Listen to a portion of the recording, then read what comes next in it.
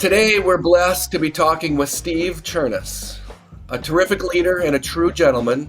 Steve is a distinguished coach and educator, a Navy veteran, a loving husband to the beautiful and always gracious Cathy, a committed father to the talented Mark, Stephanie, and Carla, and grandfather to 11 beautiful grandkids.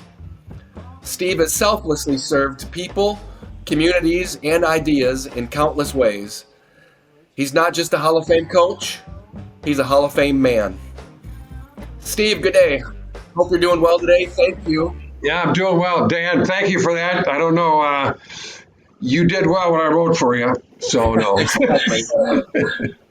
That check should clear soon, Steve. Yes. Thanks much for taking the time to share a bit about your journey, the extremely interesting roads you've traveled during your accomplished career.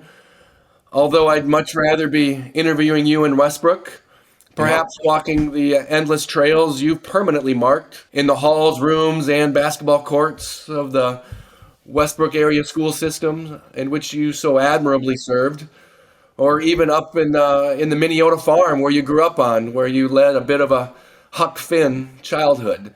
But here we are, thankful nonetheless to be able to learn a bit more about your story, your roads traveled, your lessons learned, and your inspirational and impactful legacy that will no doubt last forever. Appreciate that. Yeah, Steve, let's start with September 3rd, 1941. Okay, but I tell you what, one thing I have to change a little bit. Oh, please. I was in a farming community, but I was not raised on a farm. I worked on farms. You know, I mean, I was a town boy and raised a lot above the pool hall downtown Minneota. So, but as far as September 3rd, 1941, I was born in Compton, California. So I don't know, that's straight out of Compton, straight out. And we lived in Anaheim, and my folks were the class of 1936 out of Minnesota, and they were, sweethearts and what have you, and got married, and then they went out to California. And the reason being is I've been told the story. My mom was Catholic and Dad was Lutheran, and the two families were not too excited about this arrangement. So they thought, well, they're better for them to hit the road. And they went all the way out to California because my dad, Everett, and my mother was Agnes, but my dad, Everett, and his nickname was Duke. And he had an uncle out in Long Beach area. So they went out there to Anaheim, and then he got a job as a milkman and what have you. And he was out there until he went into service. And he went into the Army in about the end of 1943, beginning of 1944. And then Mom went back to Minneota. And by that time, there was a sister, Paula, and then she was with child, Donna. And then, and of course, he was killed in World War II at the end. And Mom was back in Minneota. And that's where I was raised, in Minneota, Minnesota. That's when you transitioned, not to the farm, but to the pool halls where you learned. Right. Yeah. I spent a lot of time, and I got to be a fairly good player, and what have you. And that's helped me a little bit down in Texas. I'm on a pool team in Texas, and I refer back to those days. But growing up in Minneota was, a very good existence, a lot of friends, and like you had mentioned about a Huck Finn, we had a river that runs right through Minneota, and we spent a lot of time on that river and the Yellow Medicine, and we would a lot of time with the rafts and building forts and up and down swimming in various stages of clothing. As you would well know, back in the day when you got a bunch of boys running around that are about, we started doing that probably at 6 years old, and we're still doing it till we're about 14, 15. But it was a very good existence, and a lot of fishing and some hunting and what have you. And then athletics were a major part of our growing up. Absolutely, and still it is. I think you just said you just did 18 yesterday. Yeah, I did 18 yesterday. Yeah, I think I had sent you some things, in regards to some stories that I had written. And one of the things about growing up, and I don't emphasize this too much, my mother, Agnes, had, some difficulty with alcoholism. And that caused, some hardships in the family. and we were not a very, very family with a lot of money. We're actually, you might want to say, a little bit dirt poor. But Mom married another World War II vet, and he was a wonderful man, Kenny Nullman. And he was a saint. He stuck by Mom. And I don't want to belabor Mom, but because she was a wonderful lady, and she ended up, after she got through her alcoholism, when I was in the Navy, she called me and told me, she said, hey, I'm sober. And then she went out and helped other people become sober. She was a very active in the Alcoholics Anonymous, and she was a wonderful, talented lady. Later became the city clerk in Minnesota for many years. And hey, she lived a very, very strong and good life. But that was at the time when I was growing up, because I was the oldest. It was a little bit difficult. But hey, I kind of see myself as in life a kind of a scrambler. You know what I mean? And I want to say kind of maybe an effective scrambler, because I end up, a lot of times when your life is not planned, you don't know where it's going to go, but you seem to fall into places that work for you. And I was blessed that way. Absolutely. Straight out of Compton Yeah, into Minnesota, you have no yeah, choice but yeah, to survive. yeah. Eye of the tiger, you still have it, Steve. Well, I don't know about that. You're being too kind. I mean, the two most things that affected my life the best, was marrying Cathy, my wife. She's Cathy Luagi out of a farm. She's the oldest of 11 children in Green Valley, Minnesota, which is outside of Marshall.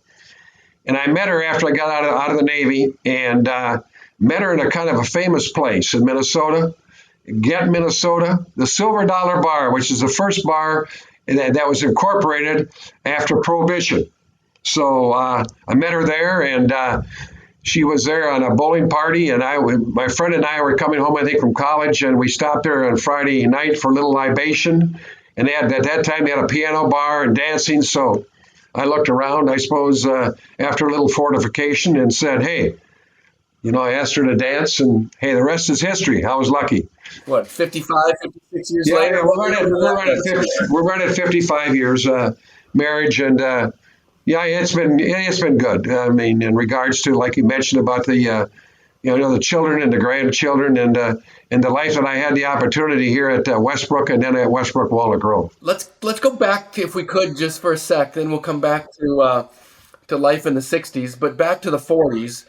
Yeah, Obviously, you don't remember being born out in California, um, but that's where you and your very resilient yeah, parents were. yeah, yeah. Um, what triggered your dad?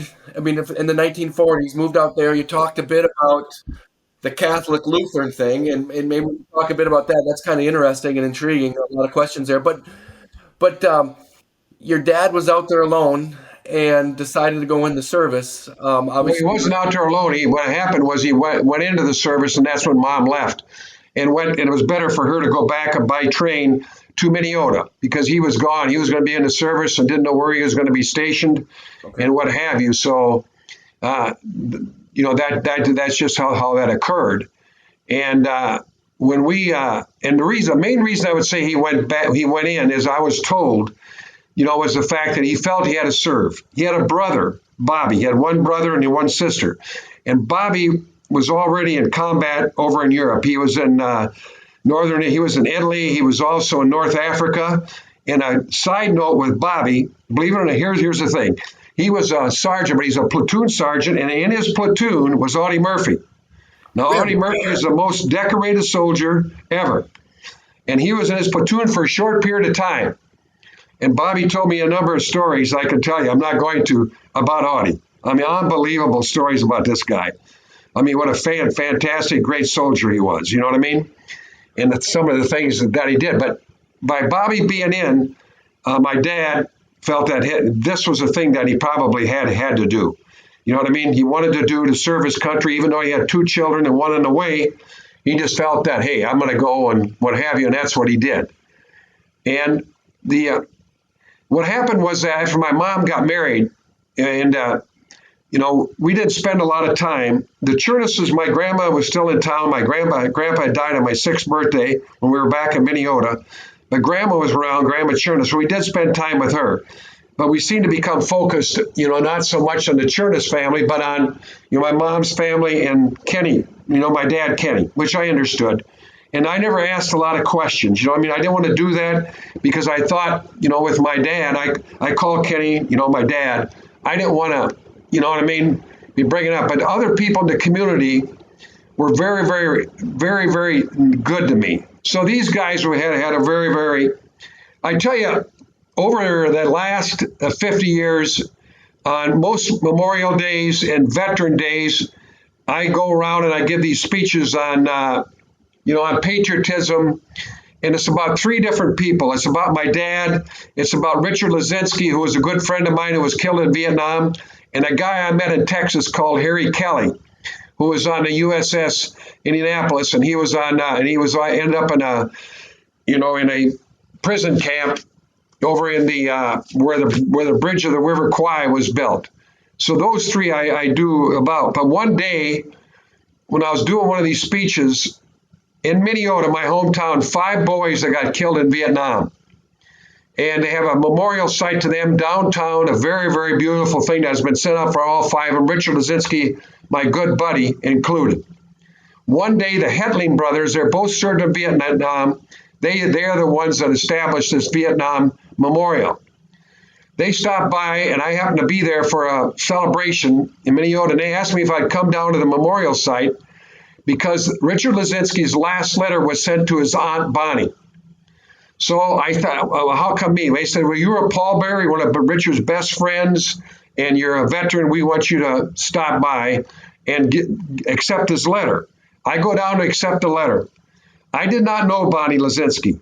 I walk in there, and this lady, she was in her, maybe late 70s and early 80s, and she was sitting in a chair. And I just walked over to her. I extended my hand. I said, Steve Kjorness, you must be Bonnie. And she said, Steve Kjorness. She said, I got a story to tell you. And she said, I don't know if I should tell you the story, but I'm going to tell you the story. She said, you lived in a row of houses back then, right along Highway 68. Those little small houses. And she said, I lived up in a regular house up above where I could look down. She said, I was 14 years old. A brown car pulled up in front of your place. Your mother was outside. She was holding the baby. There was a young girl, and there was you. And you were about 4 years old. The girl might have been about 2, I'm guessing, and the baby in arms. It was 2 soldiers came. That's when they told your mom. I never heard this story before. She told me. That's when your mom was told. She said that your dad was killed. Your mother let out a cry. She said it was a cry that I've never heard quite before in my whole life. She said she fell to the ground and you 3 kids were laying on top of her. I mean, she said the saddest thing I've ever seen in my life. Then she stopped and she said to me, I hope you don't mind me telling you this story. And I said, I do not mind. I said, that's something I got to know. I'd like to know. And what have you. So that's, that was a story that came out of nowhere. And that, so I didn't really know a lot of this stuff in regards to my dad. I did talk to different people about my dad. I was in the buddies and what have you. One night I was in Ivanhoe, Minnesota, and I was working with putting schools together. At that time I was hired by the state of Minnesota. And we're working with 7 schools to try to get them all together in a consolidation. There's an elderly gentleman. It was a packed house because consolidations, people are fired up about this sort of thing. They don't like it, many of them. So in the front row, there's an elderly gentleman sitting right in front of me. I get done with my presentation. He comes up to me and he said, I'm not here for your presentation. I saw your name in the paper. I wanted to come and talk to you. He said, I was one of your dad's best friends. He was a farmer outside of Ivanhoe. And he said, I want to tell you stories about your dad. You know what I mean? We sat for 45 minutes to 60 minutes, and he told me some wonderful stories about my dad. One of them being how he got the name, Duke. They went to the Yellow Medicine Fair at Canby, Minnesota. He said they're about 15 years old, a bunch of them. You know what I mean? We got there, and he said there was a boxer there, and this boxer would take on all comers. You know what I mean? If you could last in a ring with him for 2 minutes, you could get $5. You know what I mean? But you had to pay $1 to go in. He said, we got the money together, and your dad jumped up in the ring. Your dad says, put up your dukes. My and the guy put his Duke and hit him once, right in the. He said, "Your dad went right down." He said he was not goofy. He said that's when we started calling him. We started calling him Dookie, and that got shorted to Duke. You know what I mean? But he told me these stories. You know what I mean? So I got to know many things, and of course my uncle Bobby, who I'd already mentioned to you about, he told me a number of stories too about my dad and what have you. So I have a pretty good legacy, I think, in regards to him and and how how he was he was killed with the occupation troops. You know what I mean? Right at the end of the war. So he could have he was close to getting out and getting home and what have you. And hey, and then like I say, Mom remarried down the road and married a very very good guy. He had a tiling business. And I would spend a lot of time with him on that tiling business as I got older, 10, 11, because he had like 6-inch tile. And I could pile the 6-inch tile up on the side. And he had people down in the ditch, because he would be digging with backhoe and what have you. But again, there wasn't a lot of, money in that. And that's why we ended up at the pool hall, which is okay. You're downtown Minneota and you could kind of see what was going on. And the main thing with me back in the day and all the way through was that it really kept me going with sports. I played everything: baseball, football, basketball, and track. I did them all, and I was fortunate. And when Minneota had their inaugural Hall of Fame, there was 10 of us named to the first one, and I happened to be one of them. Fortunate enough to be one of them. I went in with one of my best friends, Tom Brewers, who's now passed away. But hey, no, but it's been a blessed life getting there. But there were some ups and downs in the way, as you know, based on those stories that you probably have read. Yeah, a family of resiliency, no doubt about it. Your dad, I mean, you would have been 4 or 5 years old when he passed. What a Yeah, 4. I was 4. I don't remember. He came back, I think, one time on leave. He came home. See, and I probably had turned 4 or something like that. Before 4, it was before I was 4. And I don't remember him that well. I got pictures. I got a lot of pictures of him. You know what I mean? I got them all right here to my right. A lot of them. I got his flag right up there on the top. We got a window up on top. I got his flag right there, and I've got a lot of that was presented. And he is buried in Honolulu. He's buried at the cemetery in Honolulu, which is and it's just a beautiful, beautiful place. It's a national cemetery, Punch Bowl Cemetery. There, I had the opportunity. I was in the Navy one time to get there, and I've been there many times now because my son and his wife were both stationed in Hawaii for 4 years. So Cathy and I would go there, and we'd always go up to his grave. We'd hold hands with his 3 daughters, and we'd pray for him. We'd sing a song or two, and we would just praise him. You know what I mean? It was just, hey, it was a great thing. You know what I mean? To be able to do that. And then we started doing where we stick coins down in the side of the grave. You know what I mean? Just as mementos for him and what have you. So, yeah, and like I say in these speeches I do, I talk about him, and what have you. I start out with him, what have you. So I do that mainly to honor his memory because, he died young and he didn't get a chance to see, a lot of things and what have you. And he served his country and served it well. And that was always a great thing for me. And somebody asked me, I think back in Minneota, Steve, you know what I mean? Would you do a Veterans Day speech? And I thought, oh, okay. And I did them. I've done them all over southwestern Minnesota, schools and what have you. So it's been a thing to do. Right now, I'm at 80 now. I'm kind of slowing down with that sort of thing. So we'll see what happens. we talked earlier about a legacy that is impactful and inspirational, and your dad, no doubt is. And it's amazing about legacy. You don't have to. I mean, you didn't know him. No, You don't have specific memories no, about I him, don't. but he still lives within you, and he's lived Yeah, within your kids and yeah, grandkids definitely. throughout your Yeah, entire family. And that generation of servants really has had quite a legacy for our entire society as well. So thanks to him, thanks to your family who have served in so many ways. No doubt about it. Let's transition to your life as you moved back to Minneota. You talked a bit about that Huck Finn lifestyle. What are yeah. some stories that your kids or hear from your buddies as you get together, or talk a bit about the those protectorates, the friends of your dad who kind of watched out for you during those years? What are some of the things you remember about that time? Well, I tell you what, I grew up, like you say, like a Huck Finn. I grew up with a great bunch of guys. You know what I mean? That are very, very good. I never had a car. I mean, but as we grew up, as it got to the age where you do have cars, these guys were good about picking me up and hauling me around and that sort of thing. But like in those early years, I said we spent a lot of time in the creek. We played a lot of time playing ball. You know what I mean? We played a lot of ball, baseball mainly. We had Pee-wees, midgets, and Legion, of course, high school ball. In 1958, my junior year in high school, we made it to state in baseball. And so that was, kind of one of the highlights. And we had some very excellent athletic teams. When I grew up with some guys that are very, very good athletes. We had like 3 undefeated football seasons during that period of time. Like I said, the baseball team went to the state, and we also had some good basketball teams. And this is one of the things I thought about. I went to St. Edward's, which was a Catholic school from kindergarten, we didn't have kindergarten, first through 8th grade.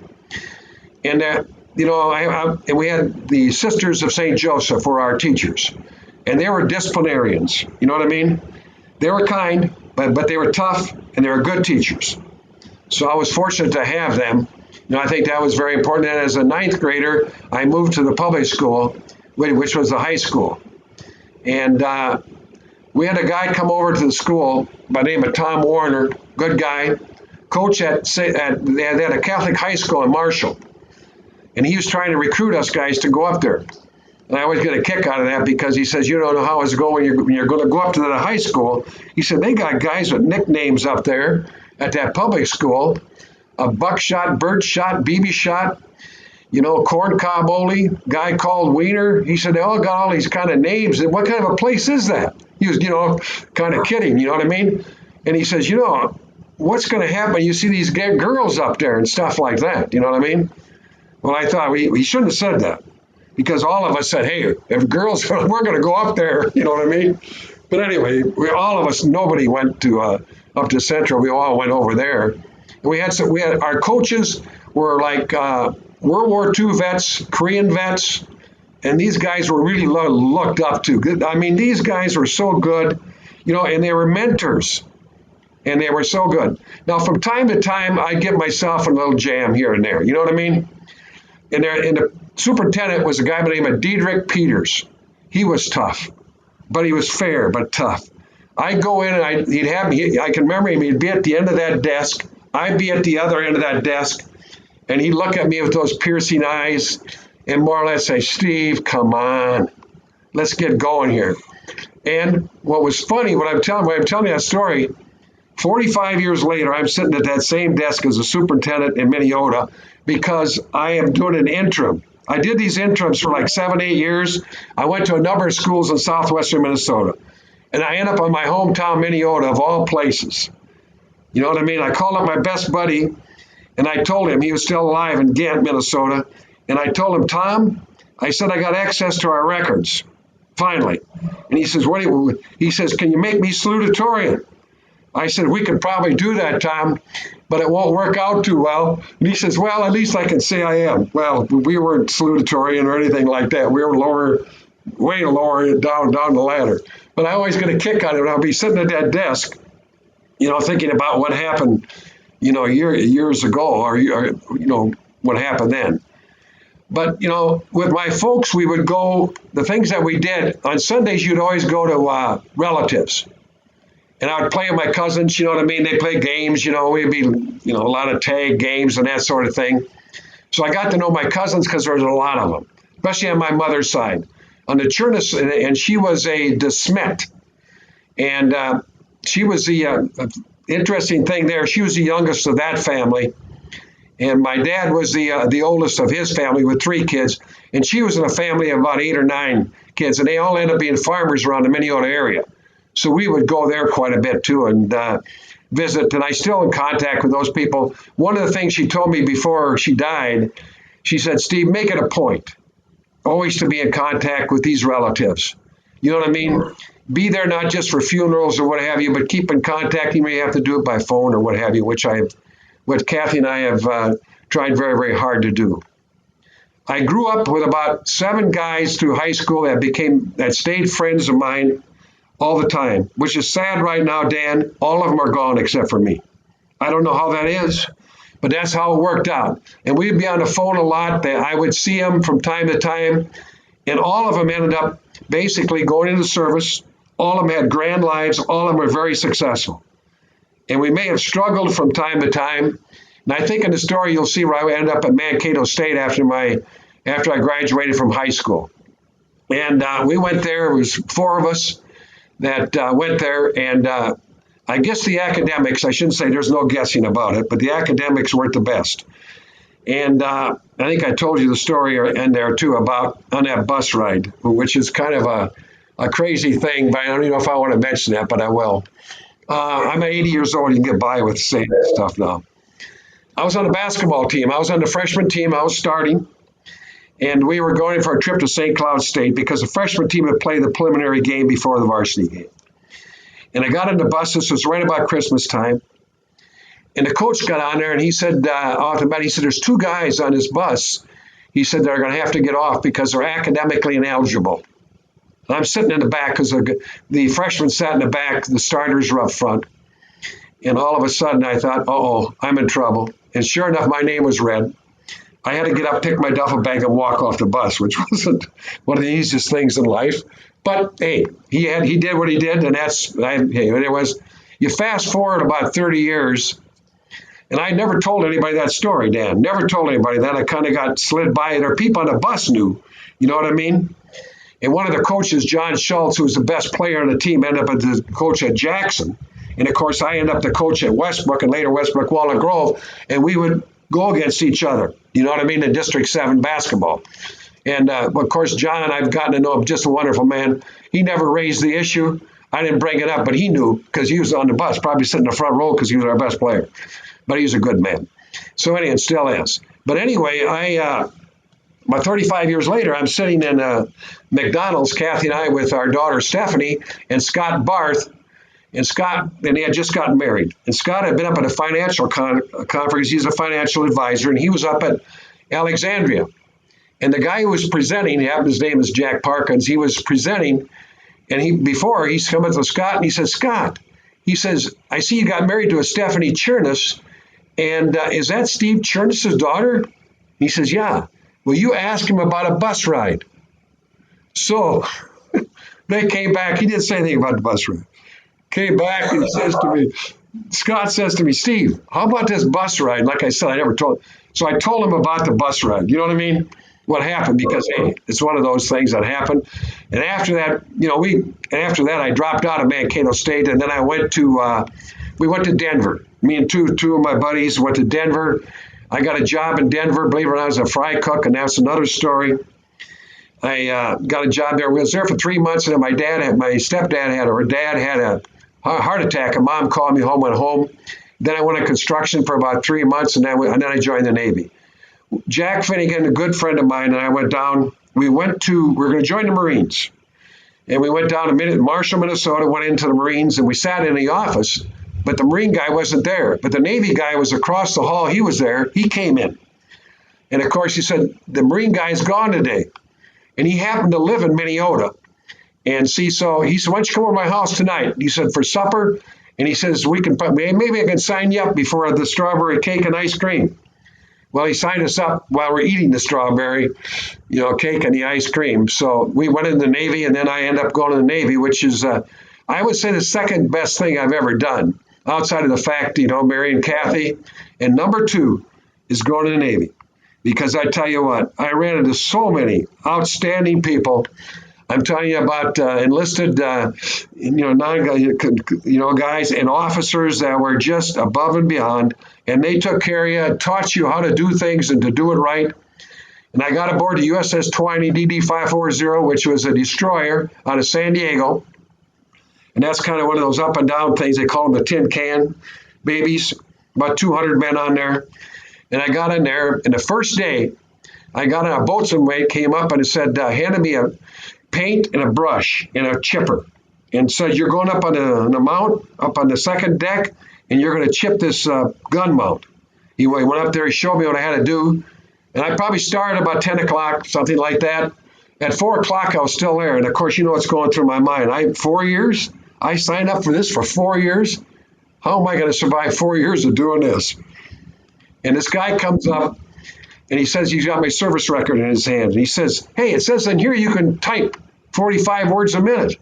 Is that right?" I said, "Yes, sir, I can." He says, "You drop that paintbrush and you drop that, you're going to ship's office."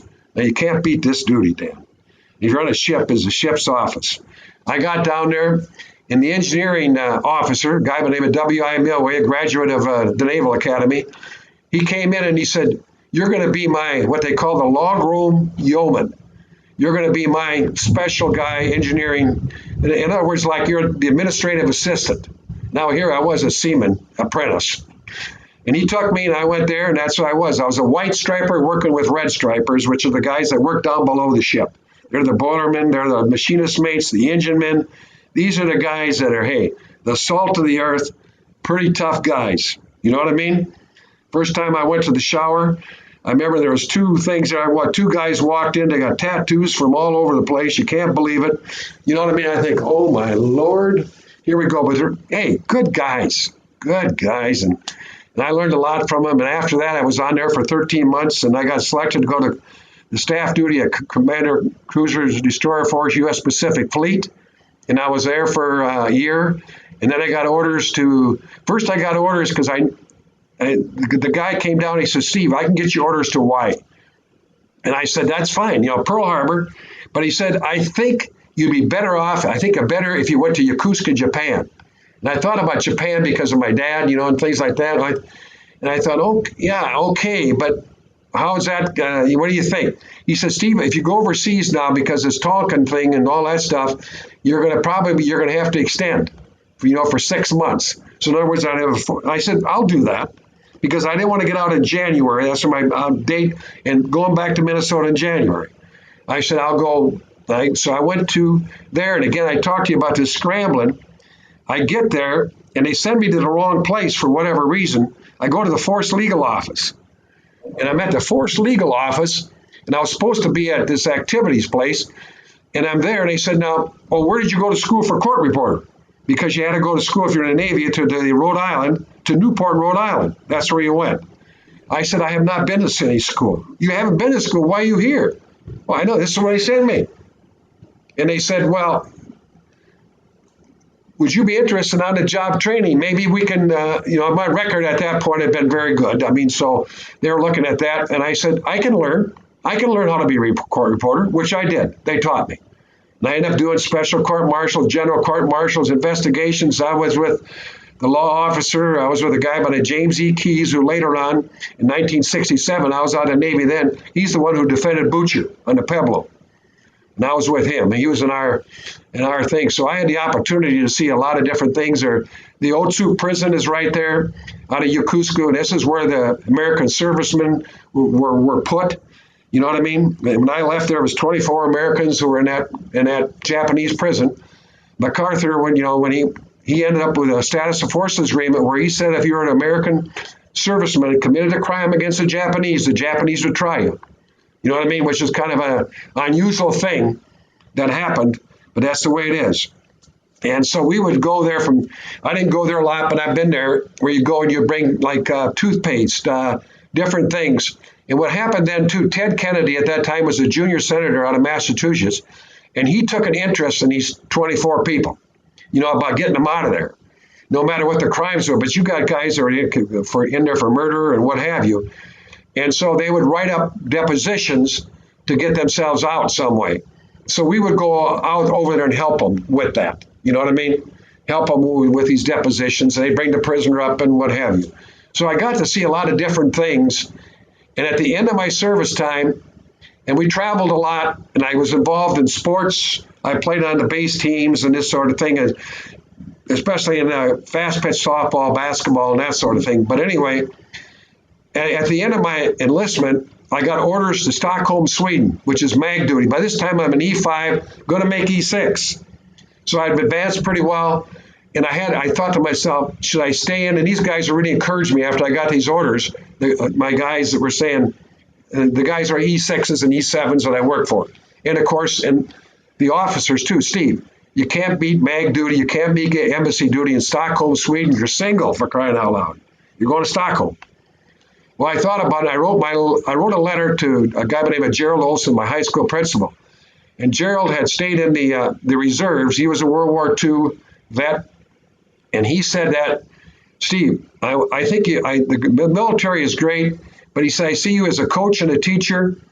And he said, I'd like to see you go back to Mankato, the scene of the crime, which I did do, and got my degrees for teaching and what have you. So it all worked out for there. And I got, later on, of course, got the degree in superintendency and what have you, a couple masters and also one in counseling. So it all turned out okay. Yeah, got married in there too. The number one. Yeah. You went from the number 2 decision to the Navy to number 1 decision. The 60s Yeah, were the number 1 decision. Yeah, that worked out very, very well. And ended up in Westbrook, where I've been for 50-some years. And was that a blessing to end up here. It turned out to be a wonderful place to be. Hey, backing up just for a sec, a couple of questions. Yeah. Your dad was Lutheran, your mom was Catholic.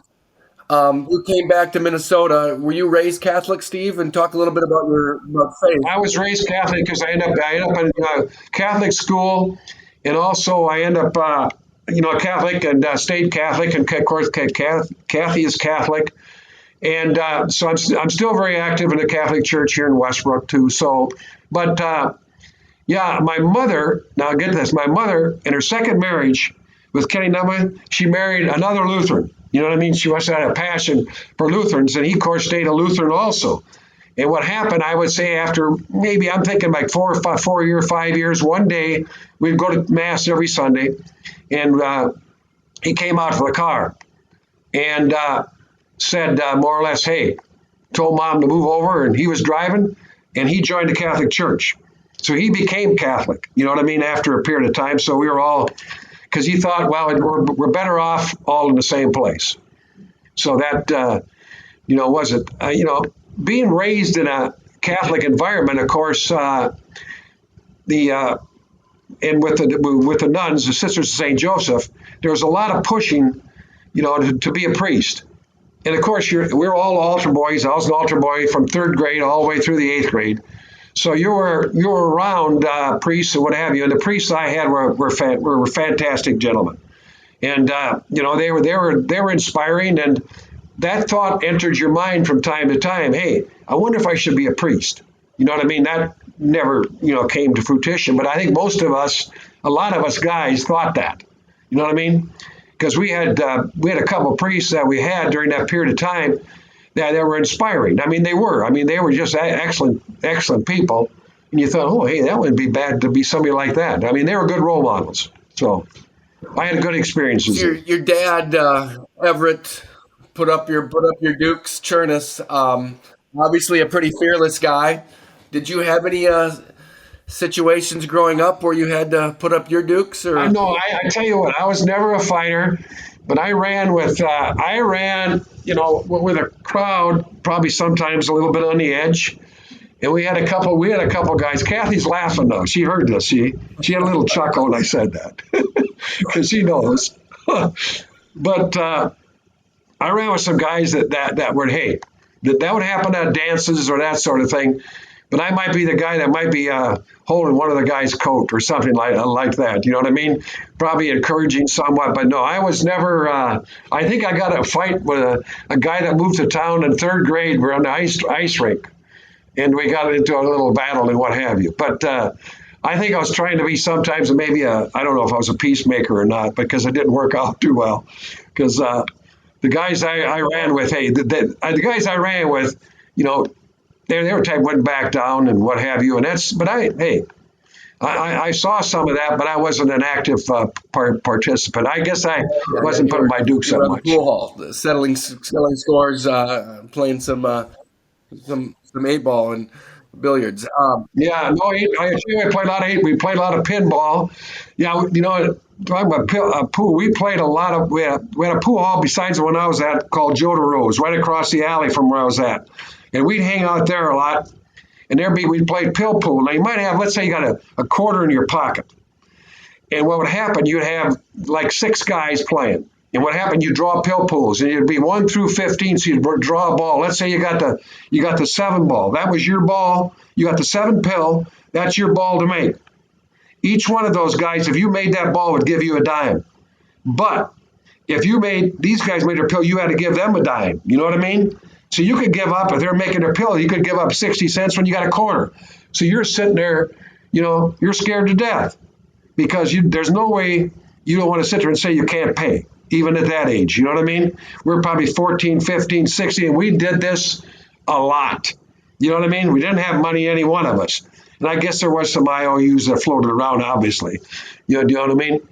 But we'd play pill pool, and that would be they have rotation pool and non-slop. If it was slop, you had to call it. You had to call your shots. So that made it a little bit more difficult. So we did a lot of that. And then we ended up playing a lot in the pool hall where I lived above. It was we played a lot of billiards, which is with 2 white balls and 1 red ball, and what have you. And you do that with no pockets on the table. It would be a billiard table. I had a great uncle, Steve Kjorness, who would be in there almost every day. His wife had passed away, and he'd be in there playing cards. He had an old beat-up car. And I talked to him when he was in there, and he'd be in there chewing snooze or whatever have you. And they had these spittoons spitting them, and that was one of my jobs from time to time, was to clean up spittoons. Harold Friend ran the place, and I would do that and get paid a little money, or it didn't cost me anything to play pool. And one day I asked Rungvold, I was probably a junior, and I says, Rungvold, is there any chance I could ever use your car? You know what I mean? Our car, we had a car, but it wasn't much of a car. And Rungvold said to me, he says, you know what? He said, Steve, yeah. But he said, you got to have it back here by 9 o'clock. Now, I never abused that. I used it maybe a number of times, but not a lot. Always had it back by 9. So once in a while, I could drive around, how you do, with the boys and stuff like that. Rungvold, being a bachelor, owned some property down in a part of Minnesota that was a little bit run down. And we had a flood in Minnesota in 1957. So place got flooded. And so my dad and my dad's, Ken, we went down there in a canoe, and I was walking in front with a rope, pulling the canoe, and he sat in the canoe. And so I pulled the canoe, and we got Rungvold. I walked in his house, and I was probably, at that time, I was 15. Walked in his house, and he's laying in bed yet, and the water's running underneath his bed. He gets down. I woke him up. He said, what's the matter? And I told him, I said, there's a flood. I can never forget this. He gets down. His boots are down there. He picks up his boot, but first he put it on his bib overalls, pulled those up that are out of water, and then he put them on. We hauled him back up, to dry land. But that was kind of an interesting thing with him. So, but that was some things that happened back Sports, then. athletics, obviously really important to you and Yeah. growing up and throughout your career. Back in the 40s, 50s, there's no Minnesota sports, not many Minnesota professional sports teams. The Twins don't come from Washington until the early 60s. So who were you cheering for? Who were your role models in Well, sports? well, I tell you what, I was a Boston Red Sox fan because there was no Minnesota Twins. And I was Ted Williams was my favorite player. And I think that, another story, if you don't mind one. But anyway, I got a Boston Red Sox cap. I got a Boston Red Sox cap because through popsicle bags. If you collect popsicle bags, you sent them in, you could get a cap of a Major League Baseball player. I got a Boston Red Sox cap. It had a B in the front, and I got that, and I wore that all the time. Well, about that time, and I was about a 7th grader, my dad, he decided that he wanted to go back out to the farm. He goes out to the farm, because he wanted to be a sheep rancher out there and what have you. So, but he had some land over by Gary, South Dakota, which was probably about 20, 25 miles from that farm. It was between Taunton and Porter, Minnesota. And he had an F-20 tractor. And he told me, He said, you're going to drive this F-20 tractor from that spot all the way over. He said, don't worry about it. When you get there, I will be on the tractor. And he said, I'm going to take you around the farm lot here and teach you how to drive it. So all you got to do is sit on it. And it's a putt-putt thing, probably going 5, 6, 7, 8 miles an hour. You know what I mean? And he said, don't touch the throttle. You just sit on it and steer it. That's all you got to do. So, hey, okay, here's an adventure in life. Like I've told Cathy, life is quite an adventure, but it's another one. But I get on that, and I got my baseball cap with the B on it. So I take off, and then I get it on the other side of. He forgot to tell me, by the way, there was a stop sign in Canby, Minnesota, because I had to go through Canby. But I went through the stop sign because I wasn't stopping.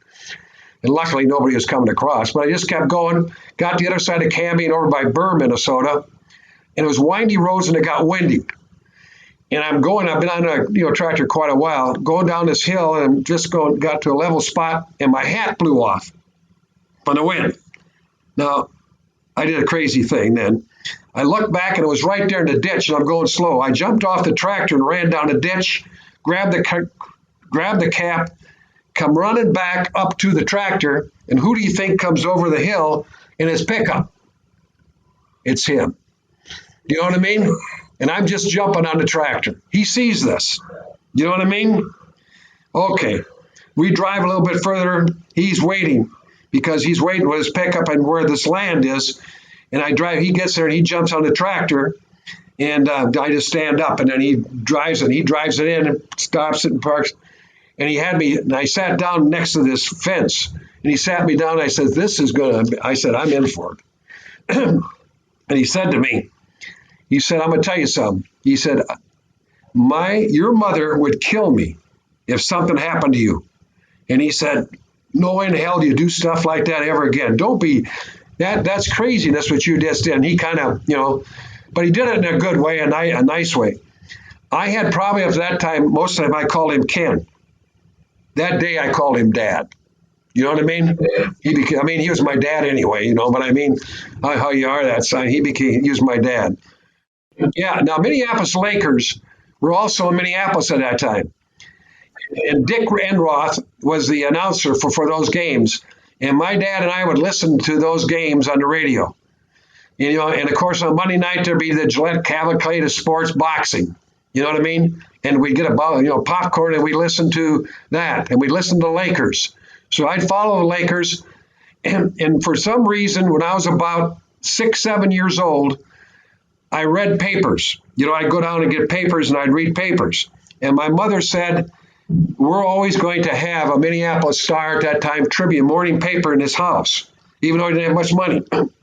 So I'd read the paper with my breakfast every morning so I could follow sports teams, follow what was going on. And I have that same habit today. I just, newspapers, just because of that growing up.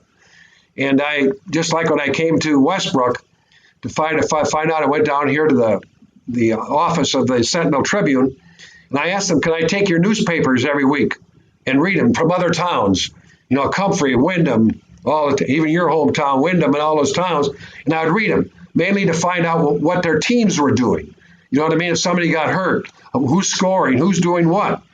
And I would do that, and that's what I did. When I go back to Minneota, I have my sister-in-law happens to be the librarian. And I go back to Minneota, I go to the library, they have papers back into 1888. And I go through those papers because I want to find out about Kjornesses back there, because they were back in Minneota at that time, and they were heavily involved in the community. That'd be my my grandfather, my great-grandfather, and on both sides. And so they lived, and so I'd read those things. I read them all the way through. I found out about my dad, for example, that when he was a sophomore in high school, playing football against Canby, he broke his leg. He got his leg broke, by reading this. That was 1934. I read an article. I still go, if I go there, Minneota, I'm going down to the library, and I'm going back and reading things, about what have you. And if I went to Ivanhoe, I'd go back and read their newspaper, all those towns over there. So I just kind of a thing I got going with newspapers, you know what I mean? A true lifelong learner, you are. Yeah, trying. So you went to Denver late 50s, early 60s, yeah. Navy, 61 to 65. and Yeah. then came back to Minnesota. What's that Yeah. transition like as a veteran then? You go to school. Okay. Well, Freedom? yeah, interesting because I came back and I had this. You have 90 days to make a decision about whether you're going to go back in or what have you in regards to reenlistment. My folks then were on a missile site up at Lakota, North Dakota. Mom and Dad were up there, and my brother and my sister were with them. They had two children. So there was the three of us originally, and then the two more, that came with when my mother married Kenny. They had two more, and those kids were probably that was Tom and Amy, and Tom and Amy were probably about 11 and 10, and he had a job up at a missile site. So I go up to Lakota, North Dakota, and I didn't have a car even then because I came out of the Navy and I go up there, and so I was up there for like 2 weeks. But I got a phone call from a good friend, Dick Wambeck, who I graduated from high school with, and he had just gotten out of the Army a year before. And he was at Mankato State. And he said, Steve, what are you going to do? You know what I mean? And I said, I'm thinking about going back to Mankato State. Well, he said, I tell you what, I have a place here, I have an apartment. And he said, you could stay with me. You know what I mean? And he said, we get the GI Bill, as you well know. And he says, why don't you come on down here? And he said, I'm down here now. I'm even going to summer school. This was in August of 1965. So I went down to Mankato then, got down there, and I went into to apply. It was interesting because I went to the Office of Admissions, and they go back through my record from that previous time, and they asked me, well, even though now we're 4.5 to 5 years later, now you got to realize I'm at 22, 23 years old now. And so they said, you got to write down why you think we should take you back since you're in probation after all these years. Well, I wrote a, lengthy thing, and of course they accepted it and what have you. But what happens is that if you get an A and you had an F, it becomes a C. That's the way they operated. Do you know what I mean? Okay, I had a couple of those Fs, maybe a couple more, but anyway. So when I retook those classes, I was fortunate I got A's and they became C's. But of course, I was a lot more dedicated. I was, I'd study, I'd do everything you had to do, and I did well, as far as, school and what have you. And got into, I knew I was going to be a teacher, and I got into social studies field. I knew I was going to be coaching. And then I did some student teaching at St. Clair, and then I, graduated. And Cathy and I were married then. We got married after my sophomore year, and so Cathy would work she was a dental assistant that worked at Marshall, and then she got a job here in Mankato, working for Dr. Hansen. So that worked out, and I went to school full time, and what have you. Then in summers got jobs, and where I would work construction basically. And that all worked out, quite well, and got us through with the GI Bill. And Bought your first Ford in 1967. I think I remember. Right before your wedding, did you buy your first car? yeah, the first one I ever had that I owned. Yeah, that I owned. I bought it for $50 the night before I got married. Believe it or not. And that's another crazy story. I had a friend of mine who said, Steve, I got this car. Well, what happened was, he says, he told me where he's going to meet me. So we got there, and he showed me the car. The guy was a nice color. It had a different type of color and white, and I think it was a kind of a cream colored, whatever it was. And anyway, so it looked good. And so he said he got started up. Well, anyway, I went to the other side of the car, and it was bashed in on the other side of the car. Now I'm getting married the next day, and I got this car now for $50, and it runs good, but the side was bashed in on the other side. I'm in trouble. So I went home, and my sister and her husband were there. You know what I mean? They had a nice car, and I said to him, I'm going over. We're getting married and what have you. Can I borrow your car? You know what I mean? So he said, sure. He says, and I said, you take mine. You know what I mean? He said, sure, that's no problem. Good guy. So anyway, that's what happened. Got over there and had that car or whatever. But anyway, when we took the pictures, you could see my car across the way. You know what I mean? In the pictures. which is crazy. But anyway, Kathy and I took that car. We did no honeymoon. We go to Mankato, and she has a job. And then later, year approximately, Mark is born, our oldest son, and what have you there. And there's a lot of job offers. I got offered jobs at like Minnesota Lake, different places.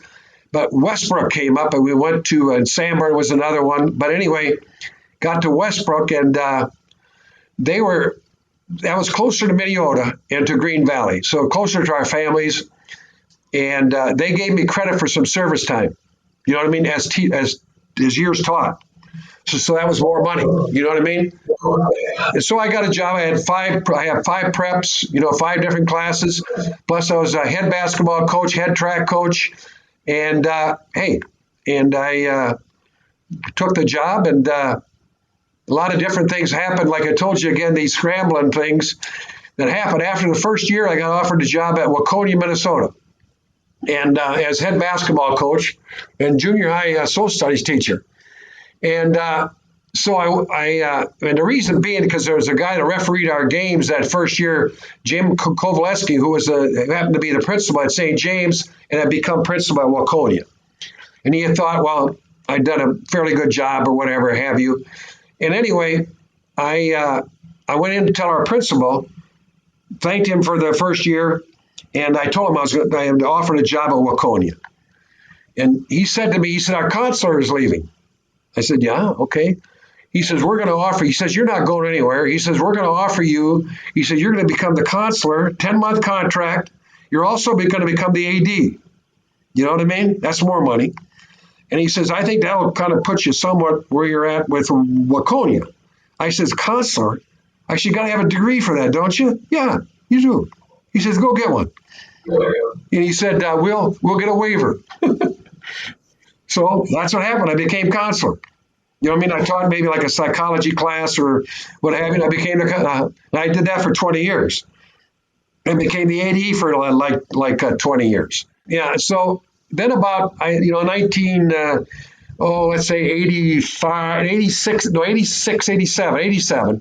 about 1987, I got called down to the superintendent's office, and I walked in, and who you brought at Marlo Nelson, who was the board chair, and Dr. Quincy, who was our superintendent, another wonderful, good mentor. And they said, Steve, Doc has got cancer, and it doesn't look good. Probably not going to make it. He's not going to be able to continue. And we'd like you to be superintendent. I said, you got to have a degree for that, don't you? And they said, yeah, go get one. I've heard that story before. Yeah. Gotta go get one. And I said, so I go up to see this dean, Bryce Lindsay. And Bryce tells me I got to have 100 more credits. I got to have 100 credits. You know what I mean? To get this, because you got to have a 6-year degree. You get a master's and a 6-year degree, and you got to write a thesis. Well, I'm driving down the hill at Mankato, and I stop at Hardee's, and I'm driving down, and I'm thinking to myself, I can't do this. That's like 400 trips back and forth there. I got to go to St. Cloud. Also, I got to go up to the cities. I said, I'm coaching. I'm the AD. I don't know if I can't pull this off for the kids, and it's going to cost a heck of a lot of money, probably. So anyway, I go down there, and there happens to be a guy down there he happens to be the principal at Adrian, Minnesota. And he said to me, what are you doing, Steve? I told him, he said, well, it's his last day of where he's getting the superintendent's license. He happens to be in there. And I told him about it. I said, what my situation was, I said, I don't think I do. And he says, why in the heck wouldn't you do it? What's the matter with you? He said, I'll tell you what, I'm the mayor of Adrian. I've got the principal of the high school. My wife passed away a year ago. I got 2 kids at home that I'm taking care of. I got to get home now. I got to wash clothes, make sandwiches. He said, I had to drive 2 hours and 20 minutes to get up here one way. You got an hour and 20 minutes to get up here. And he says, you can't do it? Stop with the excuses, Steve Kjorness. Yes. I said, my God, here we go. And he said, I tell you what, when you get done, here's what you're going to do.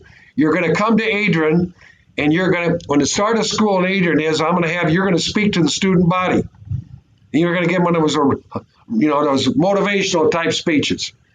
I said, I can do that if I ever get done. So anyway, I go back and I do it. And it takes me, it takes me a couple of years. But what happened was then that doc died during this period of time. And I was the superintendent, but they had to hire somebody who could sign papers. And the board did that and what have you. But I still was a superintendent, but in name, but not with signing the stuff, but I did it all and what have you. I never thought this is a job that I would ever want or ever like. You know what I mean? When I looked at that as a teacher, and as a counselor, I said, no. I looked at that financial stuff. I thought, But you know what, Dan? That's the best job I ever had in my life. I loved it. And it just kind of fell in place for me. And Steve Kjorness didn't have a plan, but God did for you. yes, and that's what I tell you about the scrambling, how I end up in places all my life, starting how these things fell in place all the way. You know what I mean? And God, the good Lord got us. God, as He watched out for me. But anyway, so then the finances were a thing. But I went to school up at the University of Minnesota for 2 weeks,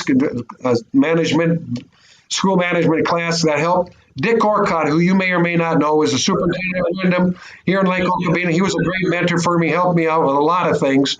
But I got that stuff figured out. So it was good. And we went through a lot of good things. What an angel your wife was during those times.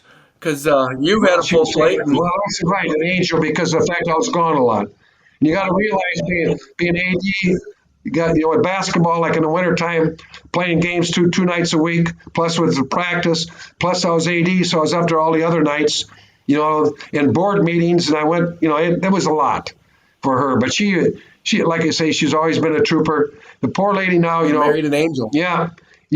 Cathy has Parkinson's now, but again, she handles that with the same discipline, the same good cheer that she handles everything.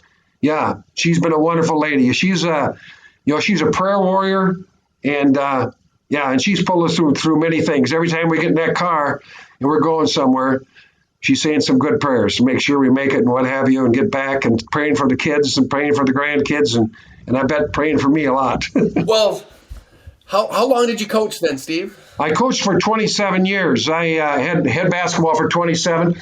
I did drop the track after 17 years because of the superintendency, because that got to be too much.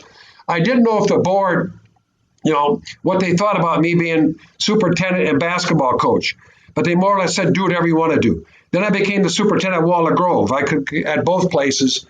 When we paired and shared got together, they accepted me up at Walnut. And of course, you got to give them credit for that, because we were arch rivals, and I'd be going up there for basketball and walking in those gyms, packed people, and they say, we're going to get you. You know what I mean? But when it came up, they said, yeah, we'll take you as superintendent. So, and they were okay for it. They said, you can keep coaching as long as you want. So then I stopped, I think, in 1994. You know what I mean? So as a superintendent, probably did it for like 7-8 years. And, and the transition was good.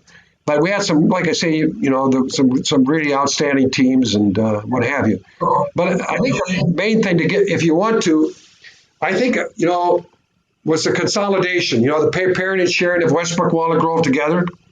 You know what I mean? Because those things can be very, very difficult.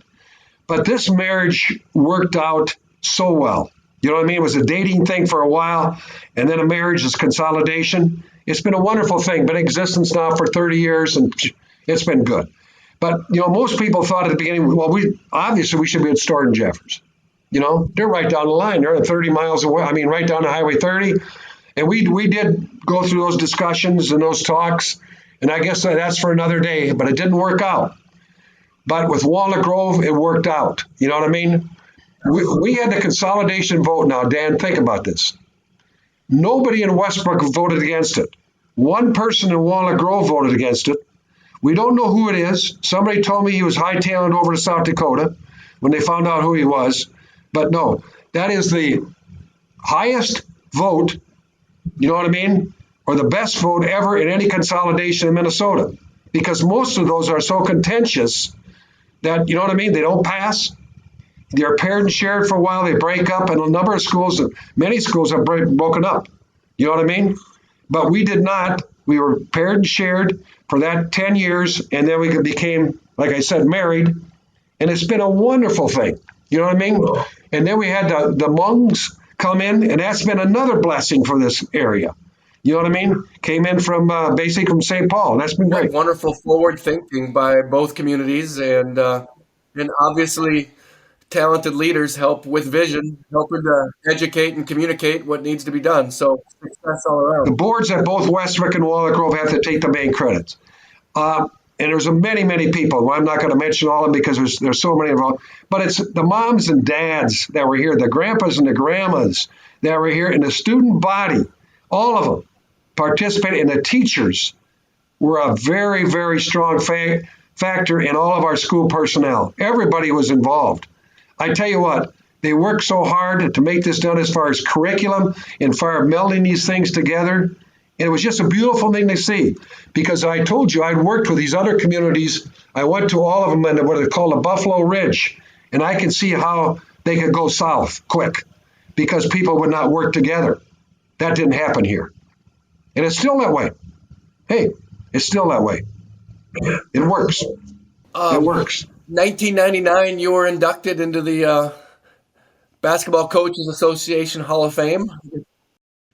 I've been fortunate, Dan. Again, I'm in the Basketball Coaches Hall of Fame. I'm in the Coaches Hall of Fame. I'm in the Minnesota State High School League Hall of Fame and the Minnesota Hall of Fame. You know, Minnesota Athletic Hall of Fame too in Minnesota. Yeah, That all started 30 years earlier in 69 when you started. And, success comes through relationships obviously with players, relationships with families and parents, and relationships with fellow coaches.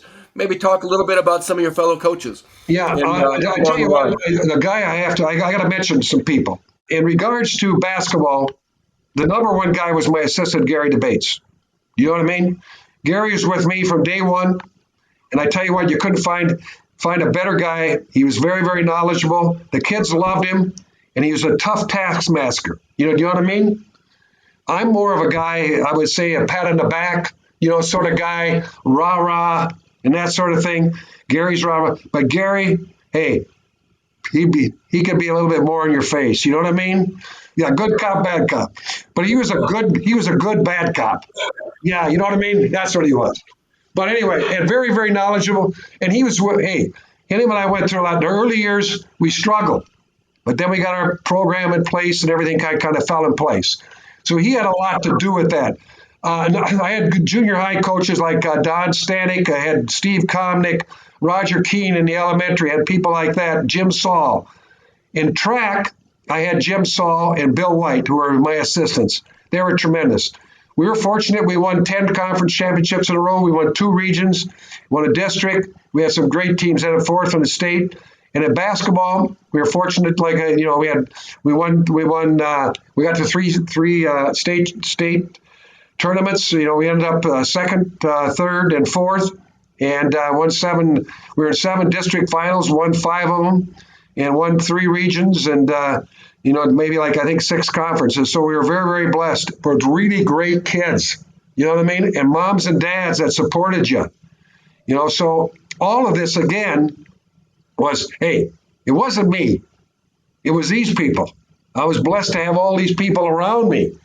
And you ask some other coaches. Number one is a guy out of your hometown, Jack Kelly, who's now passed away. Jack, especially after he would beat you, or after he would be gone in the end of the season, and if you advanced ahead of him, you could call him up and say, Jack, can you help me with this? He said, sure, I can help you with this. Do this, do that, or whatever have you. He was very gracious. I used to drive over. Let's say he's out and our teams are in. I'd drive over to Wyndham, go back in that industrial arts room. I'm sure you made a few boxes. You know what I mean? And I would go back in there and he'd have all that stuff lined up for me. You know what I mean? And he would say, okay, here's what you do. I'm not going to tell you some of the teams because I don't want anybody getting upset. You know what I mean? The teams that he was giving me stuff. You know what I mean? And hey, and it worked to the T. Jack Kelly. You had Al Cassidy, of course, over at Butterfield had good teams. Most of these coaches, and I tell you what, the number one competitor of all time is Denny Turner at Staunton and then Staunton Jeffers. Dennis Turner, God, what a competitor he was, and he was good. And those kids over there loved him. He's a great teacher, and he's passed away too. Those guys, oh, good guys. And Leo Tyson, who's now our athletic director at Westbrook Walnut Grove, and Leo has been our athletic director for over 20 years. And I tell you what, he was an excellent coach up at Walnut Grove, and he's an excellent coach for us. He's a guy who should be in the Hall of Fame in football. Him and Carter Ross had some great football teams. Just like Bill White had great football teams. Bill White, he had 2 state championships out of here in football, and then Bill left here and went to Monticello. But he was another grand guy too. So we've had some great coaches here, great coaches that I knew, and I could met many of them. You got Lauren Marshall here in Lake Okabena. You've got Gary Junk at Brewster, Sioux Valley around Lake Brewster. A lot of guys. You got, gentlemen, all of them, and I learned from all of them. And the competition in this area at that time, Dan, was so tough. You went anywhere. You had packed gyms, and I tell you what, their coaches were excellent, and they wanted to eat you alive. You know what I mean? I can remember going to Stoughton Jeffers. We'd have let's say you'd start with a seesaw game. There'd be forfeit. We'd get there at 4 o'clock. There'd be people up and lined up and holler, Kjorness, you're going down. I tell you what, we're going to get you. You know what I mean? You go in there, that gym would be packed. You know what I mean? By 5 o'clock. Everywhere you go, the same way in Westbrook would be that way. You know what I mean? Yeah, it was fun. It was fun times. Competition and a lot of talent right there in Cottonwood County. We were blessed. We were blessed, and we had kids that had so much dedication, and they were easy to handle. They'd run through a wall for you. You know what I mean? They were just and that what happens when you have success, Dave, as you well know. I mean, Dan, as you well know, they build on each other. It keeps building. When Cathy and I would walk in the summer, we'd walk down and we'd walk past the park. And the baskets down there, it'd be packed with kids. And Cathy would look at me and say, looks like you're going to have another good year. And that's what's great about sports is it teaches about life. Yes, it does. So many life skills. And even if you do lose one game, that's where a lot of lessons are learned through loss and reflection and do it again. Right. Yeah, you gotta learn how to come back, and you can't be down. I mean, you always gotta find the positive things which you can do. And what have you? I always tease Baki and Steen and others who I got to know later in life. Two of our greatest ones were those two. And they're grand guys. I'd like to joke with them that the success in the state tournament was all because of the loss they had earlier in the season. Yeah. One thing I was thinking, you'd mentioned Gary DeBates was with you since day one. Was he really with you literally at the beginning, and was he with you till the... Yeah, he was. Yeah. He was with me the whole time. Yeah, I tell you what, Gary today, of course, still is a dear friend.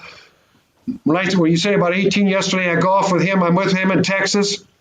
We're together a lot. You know what I mean? Our families are close, of course, and we've done a lot together. And he's been just a true dear friend. You can't beat him. There's no doubt about it. I just had a thought pop in my head. Yeah.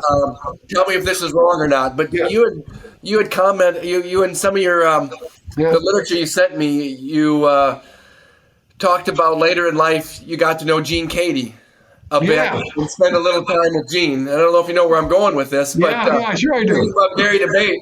Is there some common characteristics between Coach Cady and Coach DeBate? Definitely about Gene and him. I think you would see that. But kids loved being around Gary. I mean, think about it, because he had all these things, that the way he would do things. And, the kids still bring that up today. You know what I mean? Hey, about one day the clipboard went or whatever have you. You know what I mean? He had a thing about, use the board. You know what I mean? Use the board, bank it, and that sort of thing. And he ran what is called a 3-guard and what have you.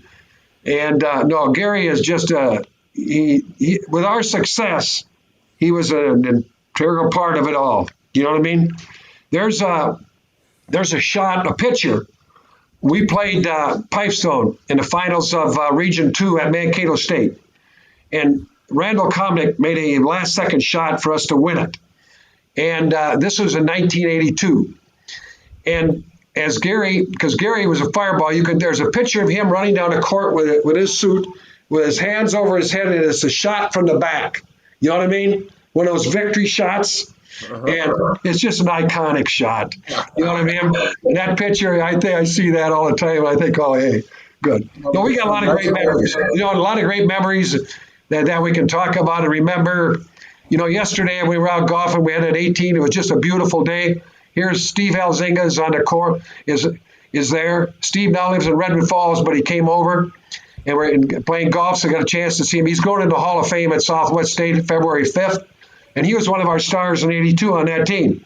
He was our point guard, later played quarterback at Southwest and plus a point guard at Southwest. So you got a chance to see guys like that, right? The kids you had. And, you know, they still call you coach. Some call, you know, they're always decent and good. You know what I mean? And what have you. But that Gene Katie story, that's another story that's out of sight because that's because my son, Colonel Mark Kjorness, who fostered that one. That's a good one. That's pretty awesome. That's pretty awesome. Well, you've learned a lot of lessons over the years, and through coaching and teaching and parenting, you've been able to pass those on, pass it forward, pass it on to others. You know, maybe if we could just kind of take the final 10, 15 minutes here and talk a little bit about those lessons you've learned, those qualities that are important for success and for leadership. You know, I think one of the things you talked about is surrounding yourself with good people. Sometimes those good people just fall, like the parents of the kids that you're coaching. You're not really choosing them; they're choosing you. But you have that, and you learn. And what do you do about that? So I don't know. What are some of the things you've learned about leadership that might be useful for others? Well, I tell you, you know, when I mentioned about how it was growing up as a youngster, going through things, because there was some, you know, I never brought anybody into our home. I never brought anybody to our home because you never knew how things were going to be in regards. I hate to say it about mom, you know what I mean? But like I say, mom, hey, she was a wonderful lady and turned out well because you never knew how things were going to be. And what happens too is I tried as being the oldest, what I was doing is trying to change things. But the reason you look, if you reflect back, I wasn't necessarily trying to change things for her so much. It was all about me. Do you understand? Because I didn't want to be embarrassed, that sort of stuff. So I was on the wrong track. You know what I mean? I'd be breaking up bottles. I'd be doing, you know, and stuff like that. But I just didn't. I didn't use the right tact, you know, or what have you, because I was concerned, you know, about myself. But I think, you know, one of the things you got to do in life, I think you have to have faith. You know, yeah, you got to have faith in the Lord. I mean, you got to be in that, and you know, that. And I'm not saying I was always in that direction, and what have you. And I don't wear that on my sleeve or, you know, on that sort of thing. It's a private thing, basically, with me. And Cathy has been, you know, very, very, you know, good and profound about that. I don't always, you know, follow the right way. I'm not a goody two shoes all the time. I mean, yeah, I got flaws like anybody else. You know what I mean? But being a good person, caring about others. You know what I mean? Don't be running around burning bridges. You know what I mean? You usually can work out things. If you get affronted, which you are in life from time to time, hey, if you can't work it out, you can't work it out. But take it with a grain of salt, work around it, and what have you. Be the best person you can. Don't dwell on things that, you know, you think are upsetting you or stuff like that. You got to be, hey, you charge forward. And I think especially if you have hardships in life, you can make better things out of them. When somebody says about, you know, if your life is lemonade, make good lemonade or whatever it is, have about lemons, you know, make lemonade. Hey, that's what you do. And hey, the number one thing, have a good attitude. Have a good attitude. Have a good sense of humor. You know what I mean? You're around people, you greet them. You know what I mean? You find out about them and you listen. Unlike now, today, you and I'm not listening because you're asking me to talk. But I can be a good listener. You know what I mean? And I think, you know, and I don't, like I say, I make mistakes. And especially at this stage of my life, God, am I making them? You know what I mean? Forgetting things, doing dumb things. And you think, oh, well, you know, hey, you got to work your way around it. And like you say, you're blessed to have good people around you. And take advantage, now you don't take advantage of them, but you foster that sort of stuff. You know what I mean? And when you see people, greet them. Look them in the eye. That's right. Look them in the eye. Um, your daughter once told me a story about you walking, being on a sidewalk, that you would always step in between her or your mom and the vehicles in the road, and that stuck with her as you being chivalrous, and she recognizes it with others now. Well, I tell you what, my mom taught me that. She said, Steve, you always walk on the outside when you're with a lady. Always walk on the outside. And the reason being because you can be a protector that way. So that's what I did. I still do that. When I walk, like you're talking about the daughter, Stephanie, I think that's the one because she was at school with you. I was just with her in Madison. And right away, we walked out of her house because we're walking. I go right to the outside. You know what I mean? She knows. My parents taught me the same thing, and later in life, I've run into a conflict with that. Maybe you can help me with it. Is I do the same thing with my wife, and I walk in front. But there are times now, as I've been a parent, that I have a stroller with me, and I'm pushing the stroller, and Oh, so I go in between to protect her, but then I kind of putting the baby yeah, closer you to the are. stroller too, and so I had to. I would do what you're doing. You got to protect that baby. You got to protect your Let wife that too, baby. right? I try push You my know. wife out in front. Go Well, protect, the only thing you could do is have your wife push the stroller. push the stroller. Yes, especially when it's going uphill. Yeah, yeah, right. No, but that's important. Chivalry's Yeah, there yeah. is not dead, I guess, out there. I like the book David Brooks once wrote about. It's called, I think it was the Road to Character, and he talked about resume virtues that a lot of people live by, and then but other people the eulogy virtues of kind of what do you want written, what's your legacy, what do you want written about you, um, when you move on. So what are those virtues that you want people to think? Well, I think one of them is a guy told me once. He said to me, Steve, he said, you're the sort of guy that never met a stranger. You know what I mean? So I think something like that. Never and be able to. I try, and I'm not saying I always am. No, there's no way. Try to be a good person. Try to be a welcoming person, and try to. I want people. You want people to succeed. You want people to do well. You know what I mean? You don't want to. Hey, somebody. You know what I mean? And I'm not going to. I don't think you have to get yourself in arguments all the time and that sort of thing. You can get into good discussions. I like good discussions, but they don't have to lead the arguments. And if they do, hey, so be it. But you got to turn the other cheek, and what have you. Don't hold grudges. You know, I just, I want him to say, hey, he was a good guy. He did a lot he did some things for his community. He did some things. And I think the main thing is your family, God, your family. That hey, he raised us right. What we try to do, I like this morning, probably, I probably sent off 3 or 4 texts to grandkids. You know what I mean? You know what I mean? Encourage them. Every birthday, ever since they were born, I write letters. I write, I'm talking letters. You know what I mean? Long ones and stuff like that. And trying to encourage you all the time. And you got to be an encourager. Not that they need it all the time. They don't. You know what I mean? Because they face things in life from time to time and what have you. But no. And I want to be a good husband. You know what I mean? And my wife, Cathy. I mean, with her situation, especially now too, you got to be a good servant. I remember my grandpa, Cyril DeSmith. My grandma Elodie, in the last 5 years of her life, she had a stroke. And she laid in bed for 5 years. He was a farmer, laid in bed for 5 years. He moved to town, and he had her in that bed, and he took care of her. She never went to a nursing home. She never went to a hospital. She laid in that bed, and he did everything as far as bathing her, as far as bathroom duties. He did everything. You know what I mean? And he did that for 5 years and never batted an eye. Made all the meals. You know what I mean?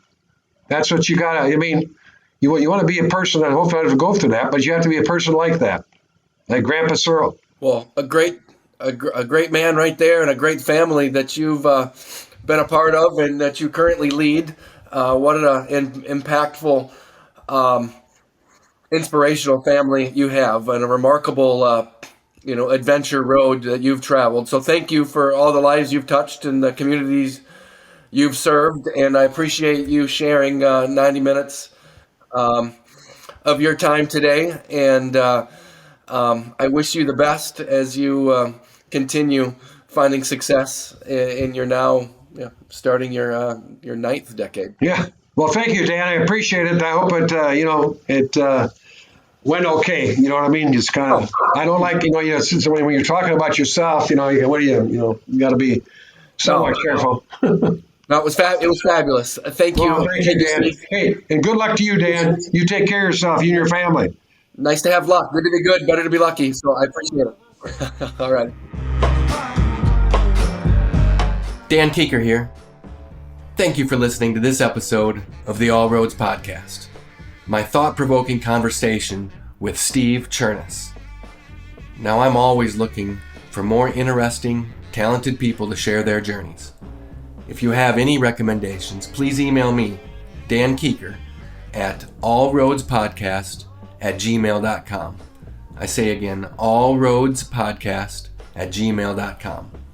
And until then, make the most of this and every day. Go travel your road with a purpose and a smile.